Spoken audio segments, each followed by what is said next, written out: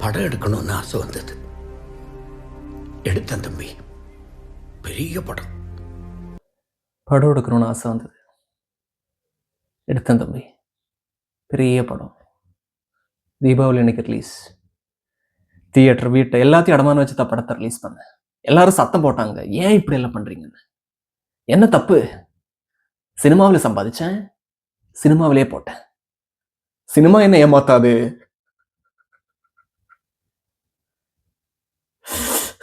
அப்படின்னு அப்புறம் தம்பி 3வது நாள் 30 ரூபா சீடல் என் படத்தை பதிவு பண்ணி எவனோ கேபிள் டிவியில ஊரு பூரா காட்டிவிட்டா தம்பி.